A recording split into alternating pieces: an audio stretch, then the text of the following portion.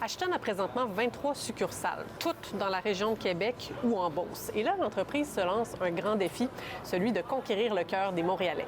Quand s'est présentée l'opportunité des premières meilleures athlètes à Montréal, bien pour nous, on ne pouvait pas laisser passer ça. Je pense que c'est tellement un site qui est prisé par les jeunes, qui est déjà très, très populaire, très achalandé. Je pense que ça va être merveilleux pour accroître la notoriété d'Ashton à l'échelle provinciale. Ashton avait déjà tenté de s'implanter dans la région de Montréal dans les années 80, sans succès. Il y a 1 an et demi, l'entreprise a quand même acheté La Banquise, qui est une institution de la poutine à Montréal, sans toutefois changer le nom de la place ni la recette.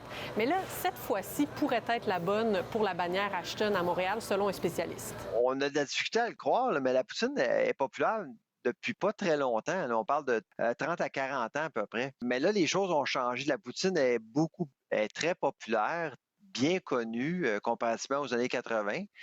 Et aussi, chez Ashton, avec les nouveaux propriétaires, on a acheté La Banquise à Montréal. Donc, on comprend mieux le marché montréalais.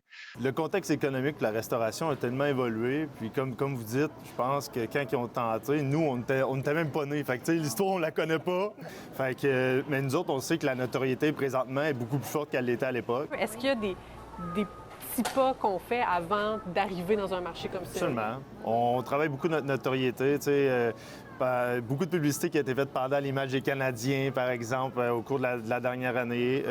Des événements comme la F1, justement, qui nous permettent d'avoir une certaine visibilité. Avec La Banquise, ça nous a permis de tester notre logistique de distribution, d'approvisionnement aussi. Bon, mais les gens à Montréal, eux, ils en pensent quoi? J'ai demandé à ma collègue Alicia d'aller voir sur le terrain. Écoute, oui, j'ai eu la chance d'aller parler à des grands fans de poutine. En général, là, ils m'ont dit qu'ils avaient tous très hâte d'aller essayer le nouveau restaurant qui s'en vient à Montréal. C'est sûr que je vais vouloir essayer. Faudrait voir si ça la cote comme certaines grandes places montréalaises qui sont bien établies depuis toujours, mais c'est sûr que j'irai voir pour essayer. Je suis designer graphique, fait que j'aime beaucoup leur branding. Donc, j'irai pour le branding et pour la bouffe, bien sûr.